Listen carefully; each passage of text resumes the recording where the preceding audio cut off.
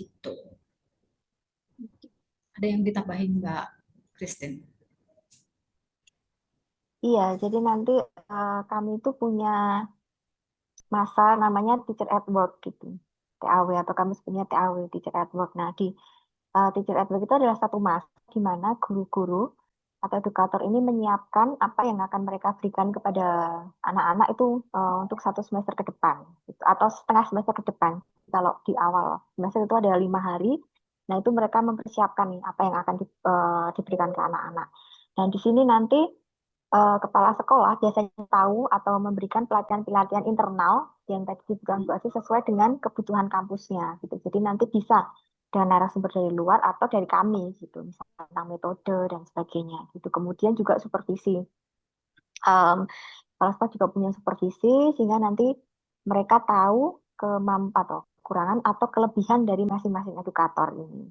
Sehingga apa yang diperlukan itu nanti bisa ngobrol ke kami gitu ya sebagai pembang kurikulum untuk nanti bisa berikan pelatihan sesuai dengan kebutuhan mereka gitu. Jadi kami pun juga punya hak untuk atau punya kesempatan diberi kesempatan pada kepala sekolah untuk masuk ke kelas masing-masing sit in gitu. Oh, Kira-kira ya kami sit in gitu untuk melihat seperti apa pembelajaran di kelas atau seperti apa guru-guru ini mengimplementasikan tema-tema sesuai dengan yang atau tema dan nilai-nilai yang sudah kami berikan gitu.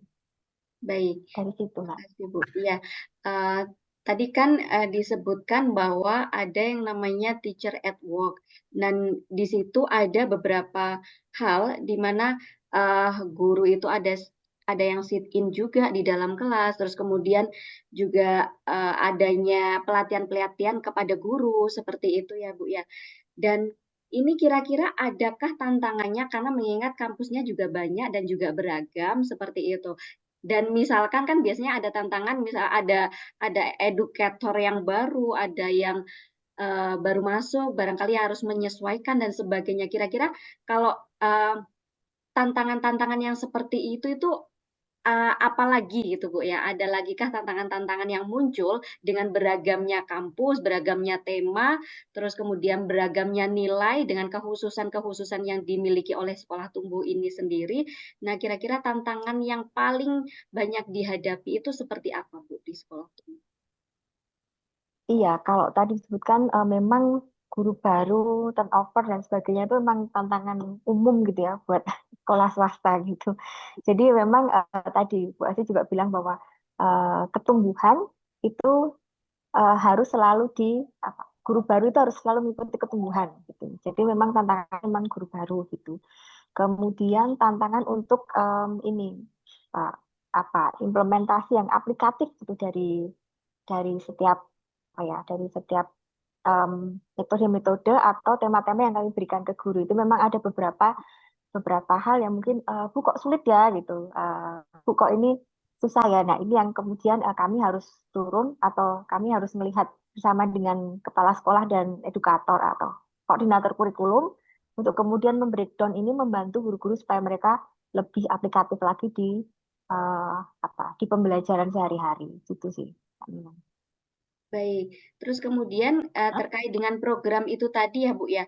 Jadi misalkan kan tidak menutup kemungkinan bahwa di perjalanan itu ada program-program yang ternyata ini nggak Ah, pas nih misalnya. Itu pernah terjadi nggak Bu seperti itu ketika di tengah em, jalan gitu? iya pernah. Nah, Pernah Mbak Nila, pernah di salah satu di salah satu kampus gitu, ternyata nggak pas gitu. Ya akhirnya kami kami kami rombak gitu, dirombak disesuaikan aja dengan bukan ngerombak sepenuhnya, tapi disesuaikan aja waktu itu. Jadi waktu itu kami belajar tentang kambing misalnya, terus kami meminta guru untuk oh kambing itu senang dengan rumput gajah gitu. mm-mm. Ternyata kok kambing kami nggak suka gitu. Oh, Nah, itu kemudian, oh yang senang apa? Oh, ternyata lebih senang dengan daun kacang dan sebagainya. Oh ya udah, berarti dirombak aja gitu. Hal-hal yang sampai segitu itu kami lakukan gitu, dirombak di next berikutnya, apa? Di semester berikutnya atau di tahun ketika teman-teman memakai tema itu gitu. Jadi em, apa ya? Pengembangan-pengembangan itu kami terus lakukan dan itu kan dievaluasi ya. teman-teman, Bu ini kurang ini, Bu ini kurang itu gitu.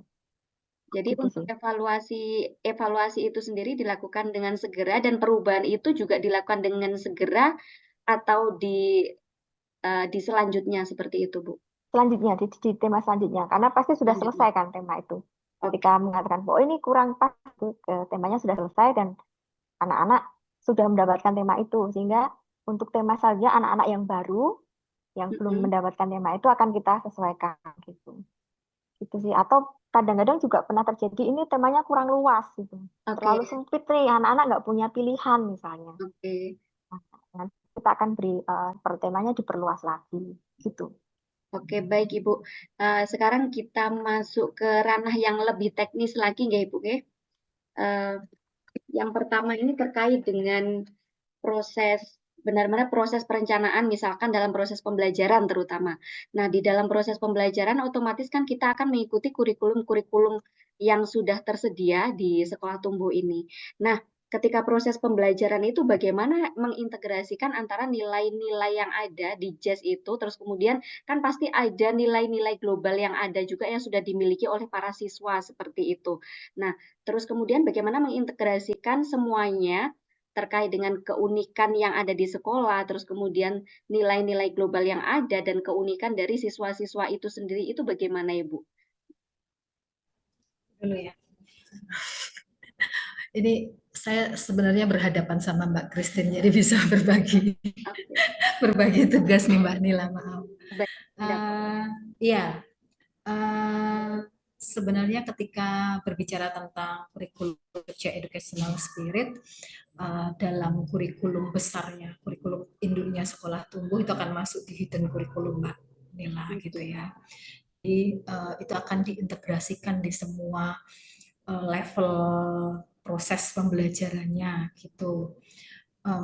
Kemudian ketika itu memang sangat kedaerahan sekali gitu karena keberagaman yang kami miliki kan memang cukup luas gitu ya, inklusifnya cukup luas dari sisi kebutuhannya.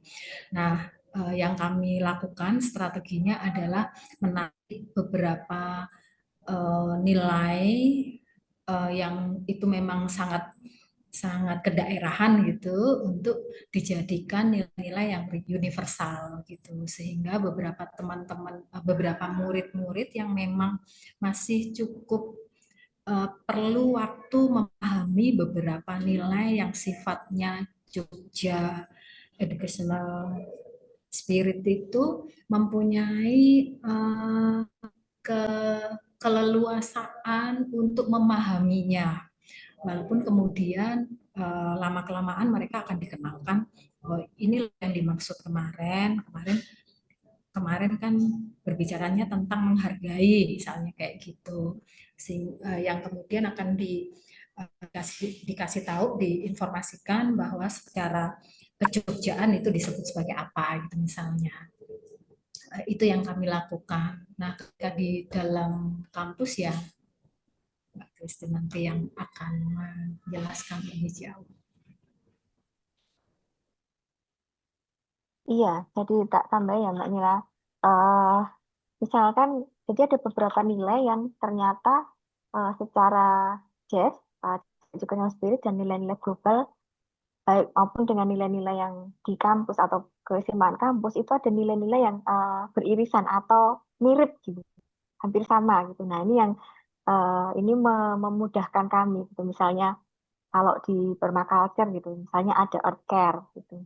Nah, di Jogja Educational Spirit juga ada apa namanya Manunggaling Kawula Gusti dan apa Bu yang empati dan sebagainya. Nah, ini kemudian kami integrasikan di kalau di secara umum secara khusus gitu ini loh yang kalau di JAS seperti ini ternyata ada yang di keistimewaan kampus juga ada, bahkan di global citizenship itu juga kan apa namanya sebagai warga dunia gitu. Otomatis kan outcare-nya ada di situ, empatinya ada di situ. Atau misalnya di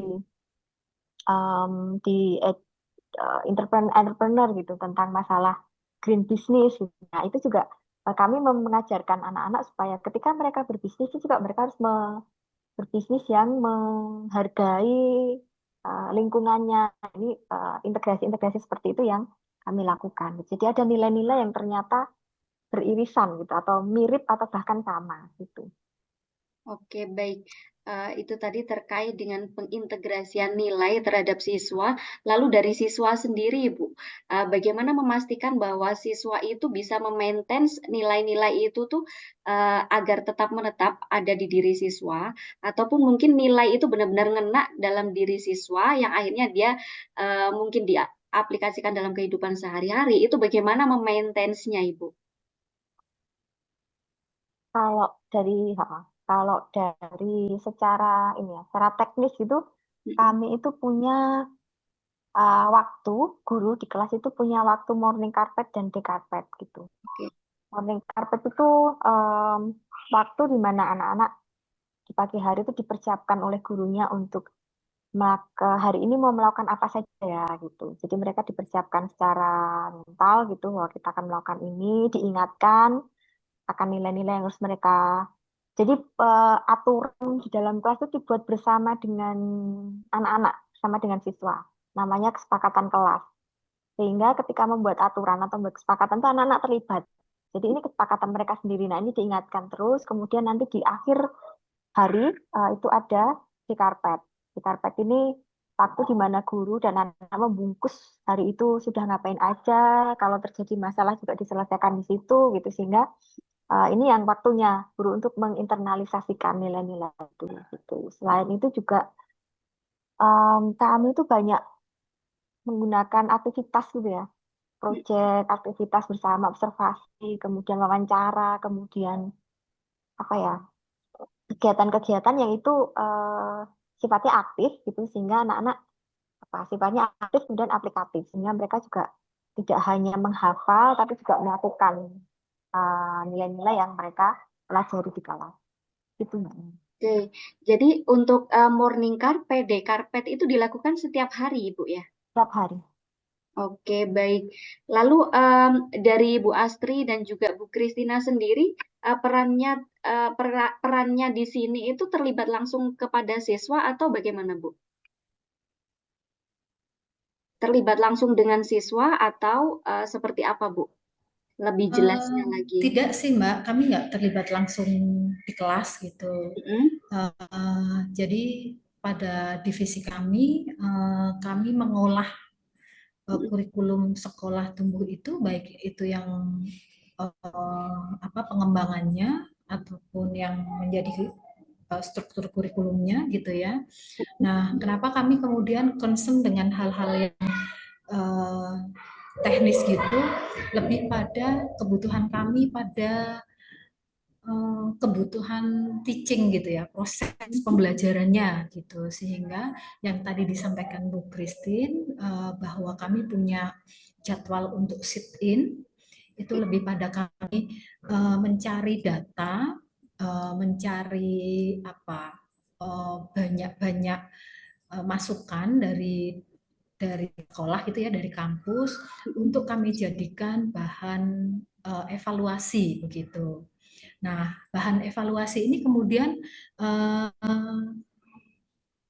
keberlanjutannya atau efek langsungnya ke sekolah apa? Itu yang kemudian tadi disampaikan Bu Christine, kami bisa mengolah itu, eh, mencari strategi yang itu memang dibutuhkan di lapangan, yang kemudian nanti jadi materi-materi seperti ketika TAW, Teacher at Work, atau pelatihan-pelatihan yang memang diselenggarakan oleh sekolah tumbuh begitu. Jadi kenapa kemudian kami perlu ke lapangan bukan sebagai guru, bukan sebagai educator, tetapi lebih pada mencari data-data yang memang kami butuhkan untuk evaluasi dan menganalisisnya.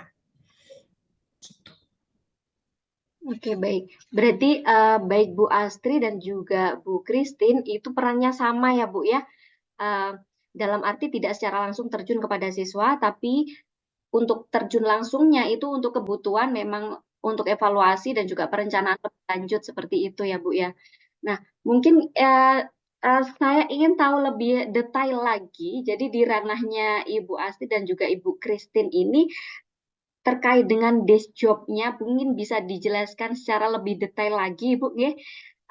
Misalkan dalam pembuatan kurikulum ataukah ada yang lain lagi seperti itu? Selain pembuatan kurikulum, barangkali apa lagi, Bu, untuk desk job-nya dari Ibu Astrid dan juga Ibu Christine? Iya, tadi seperti selain pembuatan kurikulum, karena namanya kan Chief of Curriculum and Teaching gitu ya. Mm-mm. Jadi selain di kurikulum juga apa namanya, melihat teachingnya teman-teman ini gimana gitu. Jadi seperti tadi, kenapa saya harus ke kelas itu bukan hanya untuk melihat anaknya, tapi juga untuk melihat gurunya, teachingnya gimana sih, mengajarnya gimana sih, sehingga apa yang mereka perlukan. Kalau misalnya mereka memerlukan pelatihan, mereka memerlukan tambahan keterampilan itu kami tahu mana yang harus di-up atau mana yang harus dinaikkan gitu, dan mana yang sudah menjadi kekuatan si guru ini gitu. Kalau guru ini punya kekuatan tertentu, kita akan apa ya? Kita akan pastikan kekuatannya ini bisa di apa? Dinikmati atau bisa diakses oleh guru-guru yang lain, sehingga guru yang lain boleh melihat nih kekuatan gurunya ini gitu, sehingga mereka bisa saling saling memperkuat gitu. Kemudian kemarin juga kayak ada FGD itu apa, forum group discussion itu untuk dengan para guru untuk ya itu tadi salah satu evaluasi, kemudian evaluasi program, bukan evaluasi kurikulum, juga evaluasi tema tadi, juga Mm-mm. evaluasi kadang-kadang ini ya, melihat eh, kekurangan mereka, kurangnya di mana, terus kita up Mm-mm. gitu. Itu sih. Oke, berarti sebagai fasilitator yang akan sangat berperan dalam eh, jalannya kurikulum itu sendiri ya, Bu ya. Oke, Iya, baik. iya, iya. Jadi eh, ini terkait dengan keberlanjutan nih, Bu. Jadi terkait dengan pendidikan keberlanjutan. Nah, di konteksnya atau di ranahnya Bu Astri atau Bu Christine, ini bagaimana merencanakan atau membuat pendidikan itu bisa bersifat kontinu seperti itu. Dan bisa nantinya itu di kedepannya itu kita bisa memiliki semacam pengukuran yang pasti bahwa pendidikan ini berhasilnya seperti apa, atau mungkin uh, ataukah keberhasilannya seperti apa, terus kemudian ini nanti bisa dijadikan acuan untuk membuat kurikulum yang lebih baik lagi, atau bagaimana seperti itu. Eh, supaya continue gitu ya. Oke, pendidikan yang Kurikulum berkelanjutan. Nah, pendidikan yang berkelanjutan. Gini, jadi ini sih itu terutama hubungannya dengan kalau misalnya dengan alam gitu ya, yang ada di tumbuh salah satu sekolah gitu. Kami mencoba supaya apa program-program yang ada itu mm-mm, tidak hanya sekedar program yang kemudian selesai gitu.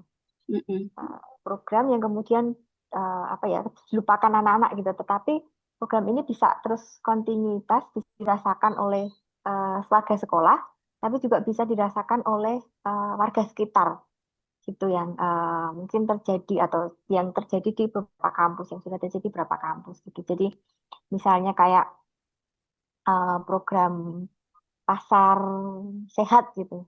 mm-mm, Nah, pasar sehat ini kemudian tadinya memang baru kecil gitu ya, baru kecil hanya dirasakan oleh warga sekolah saja. Kemudian setelah itu, setelah berani gitu ya, mulai kemudian ini dibuka untuk masyarakat sekitar.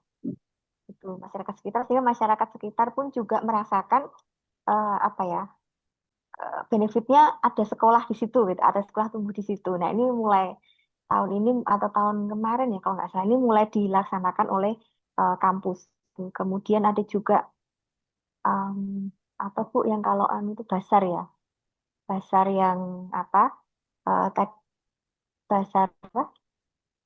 Secara rutin gitu. Jadi di event-event tertentu, basar itu juga dibuka untuk masyarakat sekitar itu, sehingga ini tidak hanya menjadi program anak yang kemudian itu selesai gitu, tetapi itu bisa dimanfaat atau dirasakan oleh kita ya gitu sih, supaya ini berkelanjutannya begitu. Berarti dengan menciptakan semacam event-event gitu ya, Bu ya. Dan event-event itu apakah ada kaitannya dengan proses pembelajaran di Ya, sekolah seperti itu?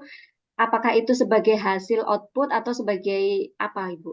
Event-event yang Kalau dilakukan. kalau secara detail ya Mbak Mila, sebenarnya itu dilakukan secara bertahap gitu. Berangkatnya dari mana? Berangkatnya ya dari tema yang tadi sudah diberikan gitu. Eh, di semua jenjang yang sekolah yang kami punya memang mayoritas berangkatnya memang dari materi-materi atau tema yang sedang kita pelajari. Nah, kebermaknaan itu yang sesungguhnya menjadi tujuan dari kami. Mereka pastinya akan berangkat dari lingkup yang sangat kecil gitu.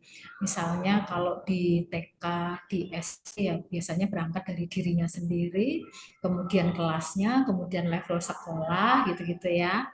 Kalau dari teman-teman yang ada di SMP dan SMA tentunya kemudian kebermanfaatannya lebih luas lagi seperti Mangrove. mangrove ya yang Ya, mangrove. punya itu yang seperti mangrove itu tidak lagi untuk masyarakat sekitar seperti teman-teman SD lingkupnya di masyarakat lingkup kecamatan Kapanewon. Kapanewon itu Kapanewon apa? kelurahan Nah, kelurahan gitu kalau di mangrove kan sudah lebih lebih lebih luas luas. begitu. Nah, ini yang kemudian secara bertahap, secara teknis pelaksanaannya lebih konkretnya kayak gitu. Tetapi semuanya pasti akan berangkat dari kita sebagai Pembelajaran. individu melalui proses pembelajaran yang kemudian pengembangannya lebih luas. Seperti misalnya ini teman-teman SMP, SMA, apa? Lupa nama programnya. Konservasi alam. Program konservasi Ya, alam. konservasi alam gitu. Berangkatnya dari waktu itu mangrove gitu ya. Sekarang kita mulai mulai melebar lagi yang rencananya tidak hanya di Bantul, tetapi kemudian akan melebar ke kabupaten yang Yang lain. lain seperti itu agar mereka punya rasa memiliki pada lingkup yang lebih luas. Lebih luas lagi. Nah, Betul. untuk tempatnya sendiri, Ibu. Jadi tadi kan ada mangrove-mangrove gitu ya, Bu ya. Itu untuk tempatnya sendiri apa memang fasilitas dari sekolah tumbuh itu sendiri atau itu memang bekerja sama dengan pihak lain? Ya, Pastinya kami kerjasama. bekerja sama dengan pihak lain. Nah, Ya. kalau pada konteks anak-anak kemudian yang diajarkan adalah bagaimana mengembangkan lingkup-lingkup itu tadi, kalau pada secara kelembagaan kami pun sebenarnya melakukan hal yang sama dengan anak-anak gitu. Jadi kami pastinya untuk keberhasilan pendidikan kami kolaborasi itu menjadi hal yang sangat penting bagi kami gitu ya. Karena memang anak-anak juga perlu diajari keterampilan untuk berkolaborasi dengan banyak pihak gitu. Kalau teman-teman SMP, SMA pastinya sudah banyak hal yang sudah diberikan untuk berkolaborasi gitu ya. Tetapi kami banyak melakukan kolaborasi dengan banyak institusi atau lembaga-lembaga yang itu memang bisa kami ajak untuk berkolaborasi gitu. Apa ya? Mangrove itu di Baros Bantul. Ini kami sedang mengembangkan dengan Kabupaten Gunung Kidul seperti itu misalnya, Mbak. Sehingga memang anak-anak paham bahwa intinya adalah anak-anak bisa paham bahwa ini penting untuk dilakukan. Tidak hanya mereka yang dikenai, tapi mereka melihat bahwa sekolah sebagai sebuah lembaga juga akan berkolaborasi dengan pihak yang lain. Nilai intinya sih ada di situ gitu ya. Oke, baik. Intinya kolaborasi begitu ya, ya dalam Yeah. dalam berbagai macam hal gitu. Lalu untuk sistem dukungan dari educational support sendiri dalam memberikan apa ya namanya program-program atau menjalankan program-program itu sendiri kan pastinya menyesuaikan ya Ibu ya, menyesuaikan masing-masing sekolah. Nah, di antara banyaknya sekolah tumbuh ini, itu mungkin adakah sesuatu yang paling menantang untuk dilakukan gitu ya sebagai bentuk dukungannya? Oh, mungkin di sekolah A ini lebih menonjol ini, maka ini yang harus diberikan ekstra seperti itu, Bu. Itu kira-kira adakah barangkali di sekolah tumbuh yang di mana satu sekolah ini memang unik dan memiliki kekhasan khusus dan memang memiliki perhatian khusus gitu? Ataukah memang itu semuanya sama saja, di sini kekhususannya ya sama aja, sama rata gitu? Ataukah ada yang lebih memerlukan perhatian khusus dibanding yang lain? Kalau saya kok semuanya tuh punya keunikan masing-masing ya gitu. Misalnya kayak tantangannya masing-masing juga, sendiri-sendiri juga gitu. Misalnya di Tumbuh Satu itu entrepreneur gitu. Wah, Mhm, berarti kita harus nyari nih nilai-nilai, terutama kan kita pasti yang kita pastikan adalah anak-anak mendapatkan nilai-nilai entrepreneurnya, bukan pada entrepreneurnya sendiri, tetapi nilai-nilainya itu. Nah, itu tantangan kita adalah bagaimana membungkus pembelajaran ini menjadi se-entrepreneur mungkin gitu, ya, tetapi tetap ada apa capaian-capaian yang mereka harus dapatkan gitu. Kemudian untuk Tumbuh Dua ini kan galeri seni museum gitu. Nah, kami juga harus nyari nih seperti apa sih sekolah museum gitu ya. Itu juga tantangan tersendiri buat kami. Apalagi kalau saya itu kan nggak punya background seni ya. Nah, ini yang kemudian harus nyari narasumber seni yang bisa bagaimana supaya seni itu bisa dimasukkan ke dalam pendidikan gitu. Itu sih contohnya kalau menurut saya tantangannya sendiri-sendiri itu dan semuanya menantang. semuanya menantang karena memang masing-masing memiliki karakter unik ya Ibu ya di Iya, sekolah iya. Ibu ya. Lalu bagaimana Ibu dari educational support ini membentuk iklim sekolah itu yang mungkin bisa hangat untuk semuanya, baik siswa atau guru. Kemarin kan kita sempat datang ke sekolah Tumbuh, saya lupa di kampus yang mana, tapi di situ tuh saya melihat kayak siswa-siswinya itu beragam dan juga tidak memakai seragam gitu ya Ibu ya? Atau memang hal-hal seperti itu memang sudah diperhitungkan dari awal atau seperti apa? Dan juga saya melihat dari desain pun itu memang sudah unik sekali gitu, di sekolahnya itu dari segi kelasnya itu udah unik sekali gitu, dari proses pembelajaran. Jadi dari educational support ini sendiri untuk membentuk iklim sekolah yang memang berbeda seperti itu ya, saya bilang berbeda dan juga mungkin itu sangat sangat relevan dengan karakter siswa yang juga beragam, itu seperti apa Ibu? Kata kuncinya sebenarnya tadi Mbak, kolaboratif gitu. Jadi pada konteks di kampus sekalipun sebenarnya kan kita memang perlu bekerja sama bersama-sama untuk menciptakan iklim yang memang hangat gitu ya. Eh, Syukur alhamdulillah kalau itu terbaca pihak luar gitu, karena itu memang yang pengen kami bangun dari awal gitu. Eh, itu yang pertama. Yang kedua, kesadaran bersama bahwa pendidikan ini memang bisa dikatakan berhasil ketika kita bekerja sama dengan banyak pihak gitu. Eh, dengan anaknya, dengan orang tua, dengan masyarakat begitu. Sehingga nilai yang muncul adalah bahwa belajar ini menjadi kebutuhannya bersama begitu. Jadi tidak kemudian teacher center, tetapi ya ini memang kebutuhan bersama-sama sehingga seperti yang tadi disampaikan oleh Bu Christine bahwa tema itu juga akan mendengarkan masukan dari anak-anak. Sebenarnya kamu pengen apa sih gitu? Lebih pada bagaimana proses pembelajaran ini menjadi bermakna untuk siapa saja kalau saya bilang gitu ya, nggak cuma muridnya tetapi gurunya. Seperti yang tadi disampaikan, tantangannya ada di mana yang pengen sekolah yang kayak gini dengan keberagaman yang tiap kampus memang punya keistimewaan masing-masing. Eh, di gurunya pun saya pikir, saya rasakan gitu, ini ada tantangannya gitu. Ketika ada guru masuk di kampus tetapi belum di kampus yang mempunyai keistimewaan sekolah museum gitu.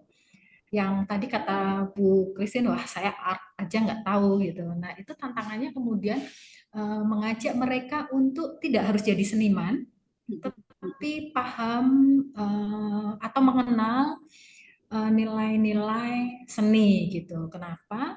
Karena setidaknya mereka memberikan informasi kepada siswa-siswa, sumber belajar itu nggak harus dari guru ya. Guru bisa memberikan rekomendasi-rekomendasi kepada siswa mau kemana kita untuk bisa belajar sesuatu gitu. Nah, nilai bahwa sumber belajar itu bukan hanya dari guru, itu juga memang kental kita kita berikan gitu agar anak-anak nggak hanya melihat bahwa sumber belajarnya mereka adalah bapak atau ibu gurunya gitu. Mereka punya uh, apa banyak strategi untuk mendapatkan pengetahuan. Message yang akan disampaikan sebenarnya itu. Oke, jadi satu kata kunci yang saya pegang adalah kolaborasi dari semua pihak gitu ya Bu ya, baik internal maupun eksternal. Lalu ini terkait dengan kemitraan ya Bu ya, karena kan tadi berbicara dengan eksternal, boleh saya dikasihkan contoh konkret gitu ya, contoh konkret yang sudah dilakukan, bagaimana sinergi antara sekolah tumbuh itu sendiri dengan pemerintah, dengan masyarakat, dan juga lingkungan di sekitar misalnya, seperti itu. Contoh konkretnya dalam bentuk kegiatan apa, seperti itu misalnya.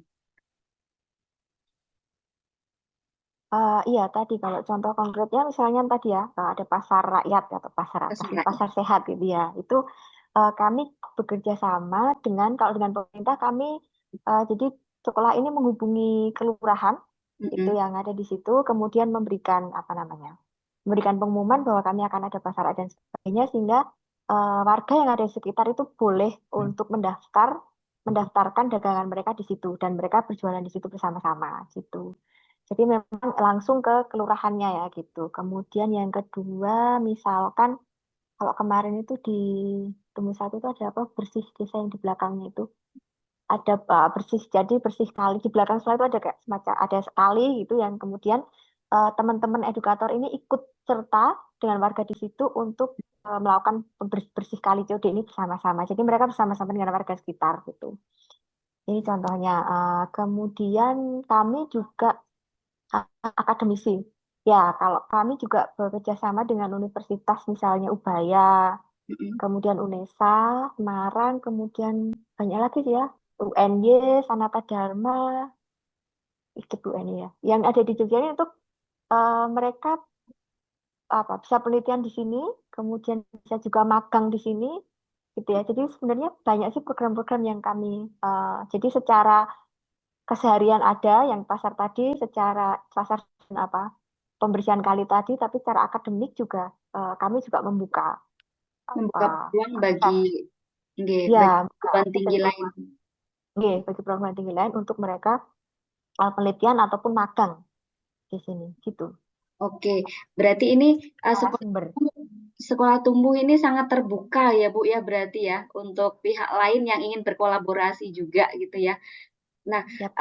ada kriteria khususnya enggak Ibu? Barangkali eh, di sini memiliki nilai. Jadi misalkan nih dari kampus saya sendiri, misalkan dari UIN Kediri, misalkan ingin berkolaborasi di sekolah tumbuh, maka harus ada kriteria-kriteria khusus yang harus dipenuhi jika ingin bekerja sama dengan sekolah tumbuh seperti itu. Adakah hal-hal seperti itu, Ibu? Kriteria khusus ya. Kriteria khusus sebenarnya menyamakan kata Bu Christine menyamakan waktu itu yang enggak susah. Tapi kalau kriteria khusus sebenarnya apa ya? Karena mau dilihat dari kacamata sebelah mana sebenarnya kebutuhan-kebutuhan ini kan menjadi kebutuhannya banyak pihak gitu ya. Sejauh itu kita bisa melakukan simbiosis mutualisme ya kenapa enggak gitu. Artinya mari bersama-sama pada konteks pendidikan pastinya kalau dengan sekolah tumbuh mem, apa membantu negeri ini untuk menyelenggarakan pendidikan yang memang bermanfaat untuk banyak pihak. Pada prinsipnya sih nilai itu yang kami pegang gitu. Jadi kriteria khusus sejauh ini sih tidak ada. Ya sejauh jalurnya masih pada dunia pendidikan, dunia inklusi, dunia keberagaman, local wisdom gitu-gitu ya, ayo aja gitu sih Mbak. Berarti intinya selama ada simbiosis mutualisme dan itu masuk gitu ya, itu bisa masuk di sekolah tumbuh dalam arti nilai-nilai yang dibawa selaras barangkali seperti itu bisa ya Bu ya. Oh, Ya, ya betul. waktu sih, Mbak Nila. Oh ya sama Waktu waktu. ya, Ah, waktu. Karena kadang-kadang minta magang gitu, tapi pas waktu pembelajaran nggak pas gitu, Oh nggak, ya, iya gitu. teknis ya. Teknis banget. Oke, berarti masalah-masalah teknis itu kemungkinan sudah bisa teratasi ya Ibu ya selama ada komunikasi antar keduanya. Selain dari kalau dari lingkup sekitar, misalkan dari Jogja sendiri ada dari kampus mana aja Bu yang sudah berkolaborasi? UNY, UNY itu UNY, Sanata Dharma, M, UGM, UAD, ya Universitas Ahmad Dahlan, kayaknya hampir. UST juga, UST. Ya, biasanya kampus-kampus yang punya kependidikan atau yang bersinggungan dengan pendidikan gitu ya. Ya, Saya pikir hampir semua. semua Dan kampus itu untuk skemanya skema magang saja atau hal lain Ibu? enggak. Oh, sebenarnya macam-macam sih Mbak, tergantung kebutuhan. Jadi kalau misalnya dengan UNY biasanya kami berkoordinasi, berkolaborasi berkaitan dengan keinklusifannya kami, misalnya kayak Oke. gitu. Eh, eh, Beliau-beliau yang ada di sana bisa jadi sebagai narasumber begitu ya. Yang itu memang menjadi kebutuhannya kami. UGM juga begitu, teman-teman profesi magister profesi psikologinya itu juga masuk di dalamnya. Kemudian teman-teman atau universitas yang memang mempunyai kependidikan sekolah dasar, menengah gitu juga sering akan menjadi kami ajak kolaborasi baik itu untuk anak-anak maupun untuk kami orang dewasa, para gurunya memberikan pelatihan-pelatihan seperti itu. Kemudian ya memang apa ya menjadi kebutuhannya kami maupun jadi kebutuhannya teman-teman akademisi misalnya kayak gitu. Bu untuk Itu sih pelatihan ya, saya ya. pikir untuk ininya. Kalau untuk pelatihan-pelatihan itu sendiri biasanya dilakukan berapa lama sekali, Bu, di sekolah itu? Atau ada kriterianya misalkan kalau di tumbuh ini itu ada berapa hari sekali kayak gitu atau mungkin di jenjang TK ada berapa kali sekali gitu di dalam programnya. Secara apa kuantitas sih semua kampus sama. Kami punya yang tadi disebut sebagai TAW itu Mbak Nila, Heeh. itu yang selalu disisipkan sebuah pelatihan gitu ya. Selain memang pelatihan yang sifatnya tadi saya bilang sifatnya sekolah tumbuh gitu, yang berbicara tentang ketumbuhan dan sebagainya, pemahaman tentang inklusi Jogja Educational Spirit atau keistimewaan kampus. Tetapi yang lebih dalam lagi kemudian memang kebutuhannya kampus per kampus yang tadi Mbak Nila sempat sampaikan tantangannya apa ya tiap-tiap kampus berbeda kayak gitu. Karena tantangannya berbeda ya kebutuhannya memang kemudian berbeda. 1 tahun 2 kali itu yang menjadi jadwal wajib dan untuk materinya ya tergantung kebutuhannya kampus gitu. Hanya kadang-kadang yang bisa kami berikan rekomendasi adalah misalnya oke kebutuhan di kampus ini untuk edukatornya kayaknya perlu belajar tentang yang baru itu apa ya yang ditunggu 3 matem kids for math for kid gitu. Jadi bagaimana menjelaskan matematika yang tidak kaku untuk anak-anak untuk gitu. anak. Dan itu untuk teachernya ya Ibu ya. Adakah Betul. Ya, selain selain dari untuk teachernya, adakah program-program khusus yang diberikan misalkan kepada orang tua tak. siswa kayak gitu-gitu? Oh, Oh ya, orang tuh ada juga sih. ada apa? Iya, parents, parents apa Bu? Parents seminar gitu. Jadi di kampus, Kalau untuk parents atau untuk orang tua itu biasanya kampus akan memiliki seminar gitu. Nah, ini tema-temanya juga akan sangat tergantung pada kebutuhan dari kampus masing-masing gitu. Biasanya sih tentang inklusivitas atau bagaimana memahami anak ini itu juga biasanya diperlukan oleh parents gitu. Iya, tentang masalah gadget ya, Oh, gitu. jadi kalau untuk parentsnya itu sendiri biasanya dilakukan berapa kali, Bu, dalam satu semester misalnya? Setahun sekali. Oh, oh, oh, oh. Iya, jadi untuk panel seminarnya itu biasanya yang gede gitu ya, yang bersama-sama itu setahun sekali gitu. Hanya ada beberapa kampus yang itu tadi biasanya mereka tiba-tiba membutuhkan itu mungkin bukan seminar ya namanya, tapi kayak kayak sarasehan gitu itu juga Oh, oke. biasanya kerja sesuai dengan kebutuhan mereka. Tiba-tiba muncul kadang-kadang kan Biasanya kalau yang kecil-kecil itu jadi programnya komite sekolah, Manila. Oh, oke, komite. ya Jadi Baik. kami berbagi gitu ya dengan orang tua. eh, Kami bilangnya paguyuban gitu ya. Mm-mm. Kami berbagi untuk beberapa materi yang sifatnya umum. kebutuhan secara teknis itu biasanya komite sekolah tuh punya program gitu untuk orang tua apa aja gitu. Kemudian Oke. kalau yang tadi disampaikan Bu Christine berkaitan dengan parents seminar gitu, itu yang lebih besar gitu ya lingkupnya.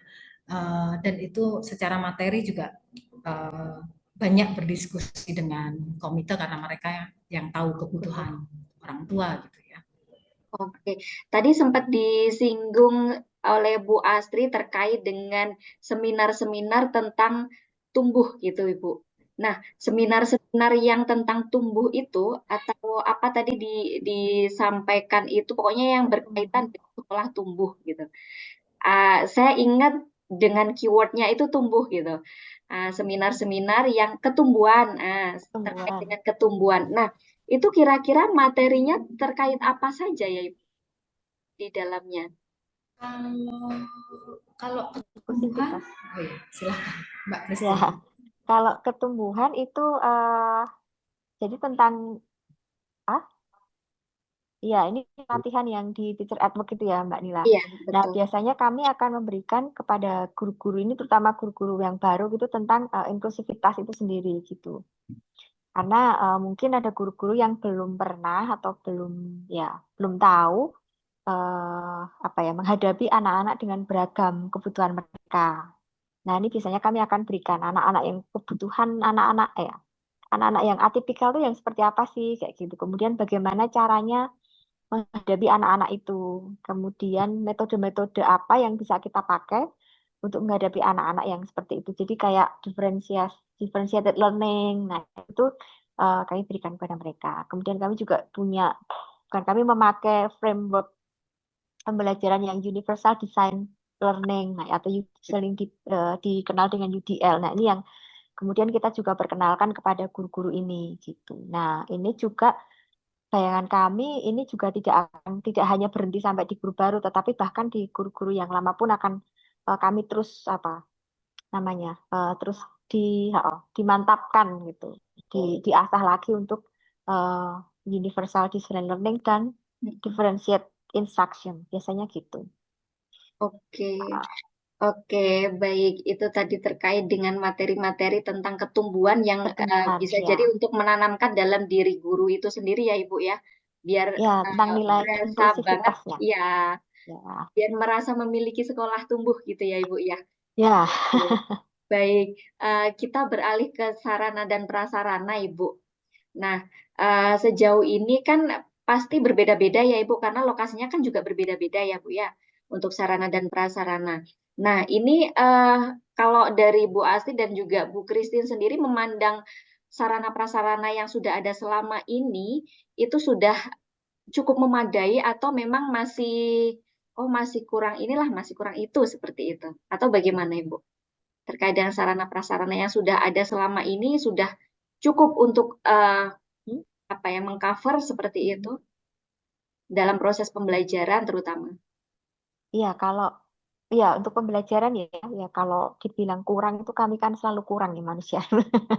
Jadi pengennya Umumnya kan sudah manusia ya. iya, pengennya kalau udah dapet ini ya lagi ya artinya memang apa namanya selama ini memang selalu berusaha untuk menumbuhkan. Jadi ini sesuatu yang bertumbuh terus gitu ya, Mbak Nila. Jadi ya biasanya setelah oke ini sudah terpenuhi gitu, kemudian apa lagi memikirkan yang oh coba ya dong yang lainnya gitu sehingga ini sesuatu yang terus menurut kami itu terus bertumbuh gitu ya, nggak kemudian statis gitu sih. Jadi memang so far selama ini ada beberapa hal yang sudah tercover gitu ya, terutama untuk pembelajarannya gitu. Pembelajaran misal untuk perkembangan motorik anak butuh apa Bu kemarin playground gitu ya.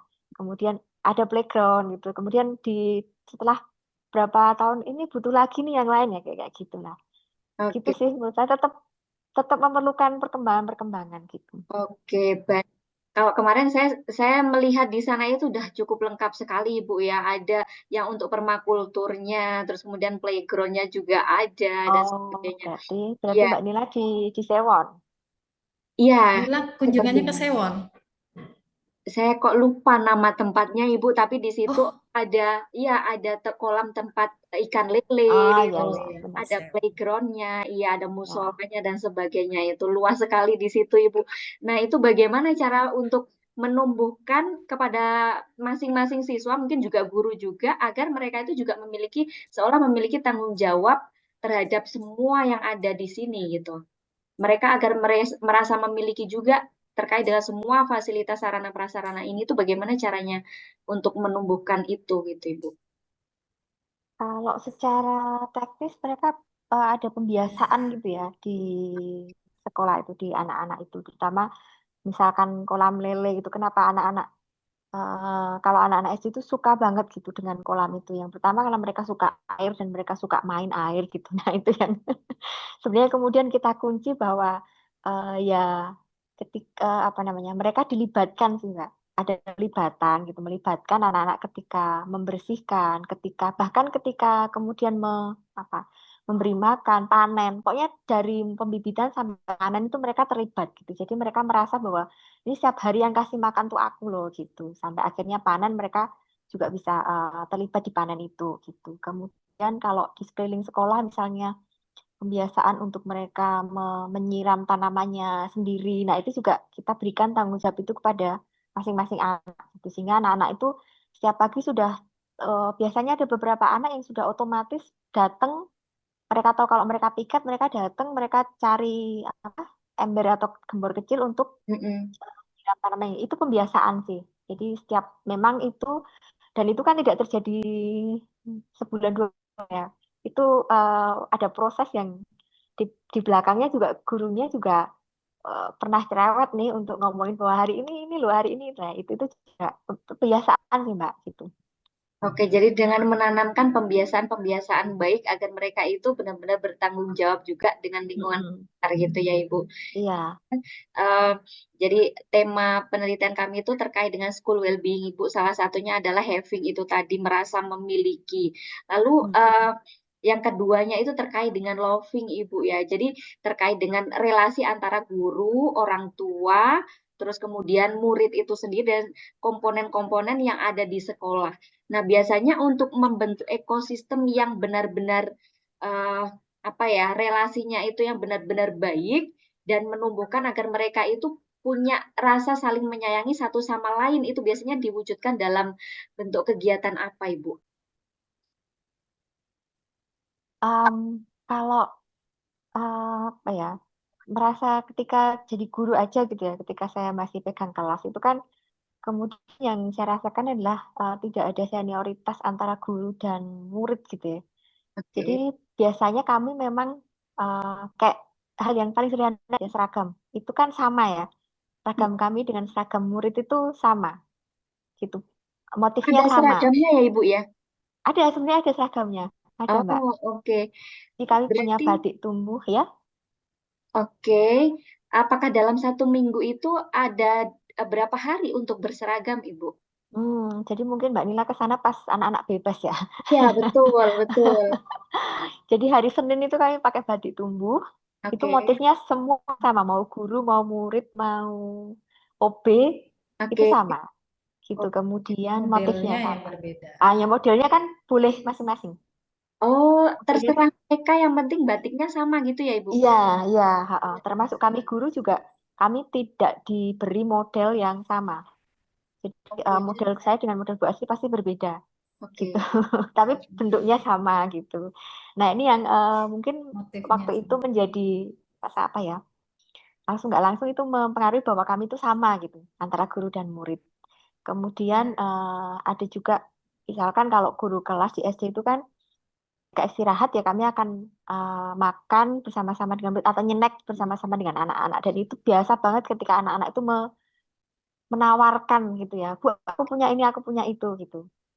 Sometimes mereka itu agak ekstrim gitu ya, tapi waktu itu kami mencoba untuk oke, kita coba ya gitu-gitu. Jadi memang tidak ada senioritas yang terlalu terkental gitu antara guru dan murid. Jadi kami itu kayak temen gitu, gitu. Oke. Bahkan dari pimpinan pun juga seperti itu ke guru ya, Bu Nah, ya? betul, Mbak. Jadi ketika, Oke. oh iya benar. Jadi kami dengan guru itu juga nggak ada senioritas, nggak terlalu terlihat lah, sama Oke, aja gitu. oke. Jadi harapannya bisa membuat semua itu nyaman gitu ya, Ibu ya? Nah, Hmm, hmm, nah lalu gini Bu, kadang kan di suatu lembaga itu biasanya ada problem, konflik antar satu sama lain. Ini ngomongin tentang levelnya guru gitu Ibu. Kalau barangkali kalau siswa nanti bisa diselesaikan oleh guru. Tapi kalau di levelnya guru itu pernah ada nggak Bu konflik di antara mereka dan kalaupun ada itu bagaimana biasanya menyikapi hal seperti itu? Di pernah Pasti Mbak. levelnya ada ya guru. Mbak. Kami Kalau pernah lah. Ya, kalau saya bilang nggak ada tuh kan kayaknya Nggak enggak nggak mungkin. ya. mungkin Pasti ya Ibu ya. nggak mungkin ya. Namanya juga bersosialisasi, bermasyarakat gitu. Tetapi kemudian yang kami bangun adalah bahwa kita itu sebuah komunitas begitu. Mhm. Saya ingat betul ketika saya jadi kepala sekolah juga itu yang nilai-nilai pada prinsipnya nilai-nilai yang ada di tumbuh itu akan menjadi nilai-nilainya kita semua. Jadi kalau misalnya kita sedang mengajarkan anak-anak untuk menyelesaikan sebuah masalah, pasti akan berangkat dari kita dulu yang orang dewasa mempunyai pandangan yang sama bagaimana cara menyelesaikan sebuah masalah gitu. Jadi sebenarnya nggak ada bedanya seperti seragam nggak ada bedanya, begitu juga yang berkaitan dengan perilaku gitu. Kita juga nggak ada bedanya. Hanya lingkupnya aja yang mungkin berbeda ya, kita orang dewasa, mereka masih pada konteks anak-anak misalnya kayak gitu. Sehingga ketika ketika apa ada masalah di levelnya orang dewasa ya kemudian saya akan bilang yuk mari kita selesaikan layaknya kita anak-anak yang akan menyelesaikan gitu. Biasanya saya akan menawari mau diselesaikan sendiri dulu atau saya butuh ada di ada di situ. Pada tingkat yang lebih jauh karena kami punya psikolog itu saya akan menawarkan mau diselesaikan dengan minta bantuan psikolog atau gitu. Jadi harapannya memang kemudian para guru ini punya banyak strategi untuk menyelesaikan permasalahannya yang muncul, kemudian ber, karena mereka tahu atau mengenal sekali dirinya sendiri gitu. Biasanya sih gitu ya, dan itu biasanya ya nggak nggak panjang lah, biasanya langsung selesai. Biasanya sih mereka kan, Bu, saya ketemu psikolog aja ya. Gitu. Oke, Oke. silahkan gitu. Oke, biasanya rata-rata itu permasalahannya secara personal atau secara sosial, Ibu? Yang Eh, rata-rata, rata-rata ya sosial ya. sosial. Sosial karena warga sekolah, tiap warga sekolah ini kan banyak ya. Kenapa? Karena tiap kelas juga tidak hanya satu guru yang masuk di dalamnya. Jadi warganya jadi banyak gitu. Nah, ketika warganya menjadi banyak, tentunya permasalahan yang muncul juga beraneka ragam. Tetapi sejauh ini saya masih melihat ya, ini wajar belajar aja gitu. Cuman perlu diingatkan, cuman perlu begitu-begitu sih yang saya alami gitu ya Mbak ya. Masih dalam tahap wajar-wajar saja Ibu ya. Masih Mm-mm. belum ada yang ekstrim gitu ya Ibu ya. Iya, ekstrim nanti yang bicara aturan lah. Oh iya betul betul itu aturannya Kalau maksudnya. itu ekstrim nanti yang bicara aturan gitu, Ya nggak bisa betul. saya sebagai kepala sekolah misalnya Oh iya betul. gitu. Lalu ini Ibu terkait dengan kesehatan fisik, terkait dengan dukungan kesehatan fisik Ibu ya. Itu kira-kira yang dilakukan itu apa Bu untuk mendukung itu terkait dengan dukungan fisik? Kalau tadi kan sudah dari segi sosial, terus kemudian dari segi rasa memiliki kayak gitu. Kalau untuk dukungan fisik itu sendiri yang dilakukan seperti apa? Fisik itu yang seperti apa? Misalnya sakit, Kesehatan, betul, kesehatan ya. kesehatan, nggih, kesejahteraan gitu. Ya kalau kami sih dapat yang pertama BPJS dapat ya gitu untuk guru-guru yang apa GTY ya. Itu ada BPJS buat kami, kemudian juga kesempatan untuk cuti itu guru di sini juga punya punya apa? Punya jatah cuti gitu. Punya jatah cuti 5 hari seminggu, 5 hari 1 tahun. Gitu. Jadi boleh dimanfaatkan kalau mereka butuh istirahat dan sebagainya. Kemudian em, kalau yang belum dapat cuti juga misalnya sakit pun mereka punya kesempatan untuk izin gitu. Jadi diperbolehkan kok ketika sakit kemudian meninggalkan atau nggak masuk itu diperbolehkan untuk dengan izin dan surat dokter gitu. Itu sih kalau untuk kesehatan ya. Oke, kalau itu untuk guru, kalau untuk siswanya sendiri bagaimana, Ibu? Kalau siswa ada Bumida ya, ada apa asuransi Bumida. Jadi kalau terjadi itu memang pernah kejadian sih kecelakaan-kecelakaan kecil gitu yang Oke. mengharuskan kami harus membawa anak ke klinik atau ke mana gitu. Itu anak jatuh, anak kena pisau, anak kena itu tuh uh, ada asuransinya gitu. Dan itu bukan bukan hal yang zero itu bagi kami karena kan anak-anak tuh terutama di Jawa itu kan apa kesempatan mereka untuk eksplor itu kan tinggi gitu. Iya, Sebenarnya betul. di tempat lain juga tinggi gitu. Bahkan saya Oke. dulu ketika sama Bu Astri masih ngajar satu kelas tuh ada yang sampai bocor sih. Oh, oke. Dan Itu jadi karena ya, uh, uh, dapat asuransi jadi kami ngantar anak ke apa ke klinik kemudian di ini terus nanti reimburse ke asuransinya gitu. Jadi ada asuransi untuk anak-anak gitu. jadi untuk pendaftaran asuransinya itu kolektif ya, Ibu, ya, dari sekolah. Iya, otomatis dari sekolah akan langsung mendapatkan. Ketika anak masuk sebagai siswa baru itu langsung akan Langsung terdaftar, auto didaftarkan gitu ya, di, Ibu. ya, terdaftar di asuransi tersebut gitu. MBG ada, Ibu, MBG? Ah, Ada enggak. enggak ya, Kami Ibu? sebenarnya memilih untuk apa diberikan kepada yang lebih membutuhkan saja gitu. Oke. Berarti ada semacam catering sendiri khusus untuk sekolah tumbuh gitu. Ya, ya. Untuk jadi cateringnya itu juga bukan nggak wajib gitu ya, jadi boleh. Karena ada beberapa anak yang harus diet tertentu gitu ya, jadi Oke. nggak semuanya ikut catering gitu. Kalau untuk psikolog ada, Ibu? Khusus psikolog khusus untuk anak Psikolog, ya kami punya di psikolog sekolah. sekolah. Heeh. Heeh. Di masing-masing sekolah ya, Ibu ya? Nggak secara umum gitu satu. Jadi apa namanya masih khusus masih di sekolah tumbuh, jadi bukan di masing-masing sekolah.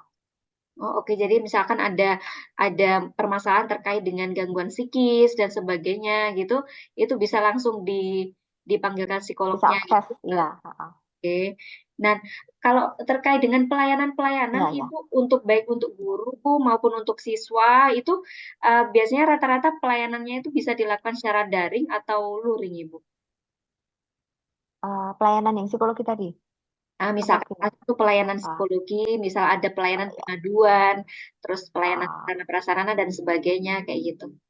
Kalau untuk yang tadi sekolah tadi saya jawab dulu di setiap sekolah itu ada namanya supporting edu atau ya, supporting edu ini jadi setiap sekolah punya itu. Jadi nanti kalau anak-anak punya apa masalah dan sebagainya bisa langsung ke supporting edu ini. Kemudian kalau Oke, untuk SMP dan SMA kan mereka punya BK gitu. oke, Jadi bisa supporting edu bisa, BK bisa. Kemudian kalau untuk yang apa di anak-anak yang mungkin lebih tinggi gitu ya ininya di psikolog sekolah itu biasanya akan dijadwalkan psikolog sekolah akan ke sekolah yang membutuhkan itu dengan baik penjadwalan gitu ya. Mana yang apa gantian dan sebagainya. Itu sih. Itu ya oh, Bu Asri. Itu Bu Asri punya. Iya, oke. gitu Berarti Mbak. ada yang secara daring, ada yang secara luring gitu ya. Salah Iya, satunya iya, iya. kalau yang luring guru BK itu tadi ya Ibu ya. Iya, guru BK bisa, sporting edu bisa, bahkan psikolog juga bisa Oh, masuk ke oke. Mm-mm. sekolah gitu. Jadi kayak observasi, bahkan sampai pada apa namanya penanganan untuk anak itu bisa psikolog sekolah gitu. Itu tergantung pada kebutuhannya. Apakah sudah sampai pada butuh ditangani oleh psikolog gitu. Oke. Kalau boleh tahu psikolognya ada berapa Ibu? Ada dua, baru punya dua psikolog. Dua psikolog itu udah luar biasa sekali Ibu. Oh iya, Sekolah iya. tumbuh iya ada dua Karena psikolog. iya Iya, karena kampusnya banyak kan, tapi masih iya dua betul. gitu. Betul. Anaknya teman saya tuh ada juga yang di sekolah tumbuh gitu. Dari Oh, OC kan, dia habis habis studi di OC, terus pulang bingung nyari sekolah, akhirnya dapat sekolah tumbuh itu. Anaknya kan nggak bisa, biasanya iya. Gimana Ibu? ya, biasanya memang begitu. Inilah, biasanya memang begitu. Jadi yang dari luar negeri Ah, pulang kembali ke Jogja itu biasanya memang mungkin lebih mudah atau ya. jadi Jadi jujukan istilahnya gitu. jadi jujukan gitu ya Ibu Iya, ya. iya, iya. Orang-orang yang pulang dari luar. Dan kemarin saya dengar juga pemilik atau foundernya dari Sekolah Tumbuh ini juga lulusan dari luar ya Ibu ya. Oh, iya, iya. Iya, Gitu. Dari psikologi juga Ibu. psikologi. Oh, Ya. oke. Baik, kurang lebih itu tadi karena data-data sebenarnya sudah kami banyak dapatkan ketika kami datang secara langsung. Nah, ini dari refleksi refleksi saja Ibu ya, karena sesi kita sudah hampir berakhir. Jadi kita masuk ke sesi refleksi. Dari hal-hal yang sudah dibahas itu tadi, Ibu, menurut Ibu kekuatan utama yang dimiliki oleh sekolah tumbuh itu apa sih, Ibu? Yang mungkin ini nanti bisa jadi adaptasi penting bagi program atau model yang akan kami kembangkan seperti itu. Jadi kekuatan paling utama menurut ibu-ibu itu apa dari sekolah tumbuh itu? Ah, saya dulu ya. Mungkin tadi yang Bu Asih bilang itu tetap kolaborasi itu menjadi kekuatan utama kami gitu karena nggak bisa sendirian kan gitu. Jadi antar guru, antar teman sejawat juga itu sangat penting gitu. Kemudian yang kedua kolaborasi dengan lingkungan yang lebih luas gitu. Itu yang makanya dibilang untuk apa to raise a children we need a village gitu kan, take a village gitu kan. Jadi memang butuh butuh kerjasama dengan banyak pihak gitu. Itu sih Mbak kalau saya. Saya tambahkan mungkin ya.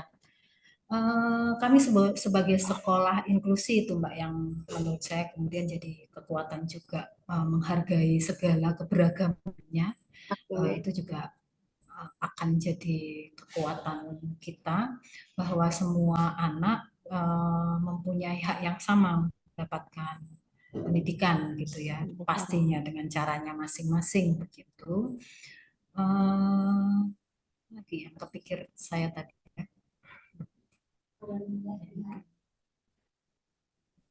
Iya ya, ya memberikan kesempatan kepada semua anak atas kebutuhannya untuk kita berproses dengan kami. Itu sih. oke. Lalu kemudian dari rekomendasi, Bu, karena kan kami akan membuat sebuah model yang berbasis ekoteologi seperti itu, ekopedagogi maksud saya.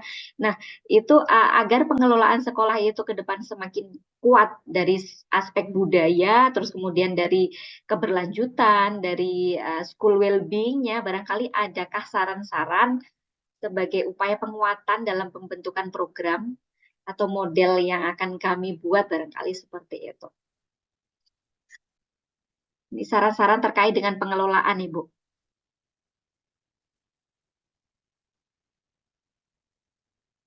Ya, menurut kami ya, nanti Bu Asih bisa menambahin juga. Yang pasti sih, think globally, act locally gitu ya. Oke, Berpikir secara global. global, tetapi berbuat secara lokal karena itu yang apa namanya? Kalau di prinsip salah satu prinsip kami di permaculture itu adalah em, memulai dari apa ya? Memulai dari yang ada aja, yang ada di sekitar kita gitu. Jadi supaya Oke, uh, lokal wisdomnya juga muncul, tetapi juga oke, sustainable gitu. Jadi tidak tidak hanya berhenti pada program saja, tetapi bagaimana itu menjadi gaya hidup apa ya anak-anak atau pendidikan yang kita kerjakan gitu. Gitu sih, Mbak Nila. saya suka sekali ini Bu, think globally, act locally gitu ya. Jadi dari global ditarik ke ranah lokal dan Iya, memanfaatkan apa yang ada di sekitar dulu gitu ya Bu. Ya, itu yang iya. paling penting. Dari Ibu Astri ada tambahan untuk saran-saran penguatan program? Iya, secara umum sih udah disampaikan Bu Christine gitu ya. Kesadaran bahwa kita menjadi bagian dari dunia ini penting gitu. Sehingga eh, ya tadi yang disampaikan bahwa kita bertanggung jawab atas kita sebagai warga dunia itu penting untuk di eh, apa diaplikasikan karena kita toh nggak tahu ya anak-anak di zaman ini mereka akan kemana nih setelah ini gitu. Tentunya mereka punya pandangan yang sangat luas dibanding pada zaman saya gitu ya. Karena memang perkembangan atau dinamika dunia ini juga bergerak dengan cepat sehingga itu yang harapan saya pendidikan ini memang melatihkan kepada anak didiknya untuk berani melangkah lebih jauh, tetapi tidak meninggalkan jati dirinya sebagai uh, seorang warga negara gitu. Gitu sih Oke, Mbak. oke. Justru saya belajar dari Baik anak-anak sekali. sebenarnya. Anak-anak tuh mimpinya jauh, mimpinya tinggi gitu. Dan kami merasa ini yang harus difasilitasi sehingga mereka punya keyakinan dan punya percayaan diri untuk melakukan atau mencapai cita-cita mimpi-mimpinya gitu ya. Ya, anak-anak zaman sekarang luar biasa ya, Bu ya. Lebih open minded dan benar-benar apa ya melihat dunia itu lebih luas sekali gitu Ya, ya. Itu menjadi tantangan juga, Ibu. Mungkin dari gurunya belum tahu tentang hal ini, tapi siswanya kok Iya, udah tahu gitu. Itu iya sering nggak betul. terjadi? betul. Mereka Ini sudah lebih pintar gitu. Cepat sekali mereka mencari informasi, Ibu ya. Iya. ya. Luar biasa. Nih, baik. Saya rasa untuk sesi diskusi barangkali ini sudah cukup sekian ya Ibu Astri dan Ibu Christine. Kami ucapkan terima kasih banyak atas waktunya dan barangkali kami nanti membutuhkan info yang lebih lagi, mohon bantuannya seperti itu. Dan mungkin kami akan berkunjung ke sekolah tumbuh, mohon diizinkan ya Ibu ya. Baik, Boleh, dengan senang silahkan. hati, Menyenangkan, silakan. menyenangkan sekali sekolahnya, saya rasa. Saya langsung kayak terinspirasi bagaimana kalau membuat sekolah seperti ini di Kediri seperti itu Oh, sekali. Karena dengan kerasa banget inklusinya gitu, Ibu. Ya, Iya, itu sangat apa informasi dari sekolah tumbuh, baik dari kami ketika datang ke sana hingga saat ini itu sangat-sangat berguna dan bermanfaat untuk kami, terutama menjadi bahan untuk pengembangan model kami dan kami sangat berterima kasih oleh karena itu dan kami juga mohon bantuannya jika kedepannya nanti membutuhkan informasi dari sekolah tumbuh lagi untuk pelengkapan data-data kami ke depannya gitu Ibu ya. Dan baik. baik. mudah-mudahan kedepannya bisalah kami berkolaborasi dengan sekolah tumbuh ya Ibu. Dengan senang Amin hati, ya. Senang hati. silakan. Kami sungguh terbuka untuk Ya, itu. Ya, terima Karena kasih ya. karena sebenarnya kami sedang belajar nih. Begitu kemarin dari Mbak Dewi CSII ada surat gitu. Oke, saya baca bentar ya Mbak Dewi. Saya langsung bilang Karena saya dapatnya siang ya, saya paginya, oke deh Mbak Dewi nanti wawancara, cuman mungkin waktunya tadi Iya, kayak Mbak, waktunya yang mohon maaf ya atas atas agenda kami yang ya bisa dipahami ya Bu. Bisa dipahami. Mohon maaf atas kurangnya dari kami juga. Sekali lagi terima kasih Bu Astri dan Ibu Kristina. Selamat sore dan sampai ketemu lagi Bu. Oke, Mudah terima selamat sore kasih Mbak sore Nila. Mbak ya. Nila, Mas Angga. Ya, Mas Angga Ya, Mas Angga. masih di sini Mas Angga? Oh Mungkin ya, sudah nggak baiklah. relevan. Sepertinya tadi bilang masih ngomong putrinya. Oh, Iya, baik. iya, Baik, iya. baik, baik. Putrinya. Baik, terima kasih Bu Asri dan Bu Kristi. Saya mohon izin Sama-sama. untuk menutup sesi Zoom Baik, kali ini. Oke, Ya, oke. ya, terima kasih. boleh.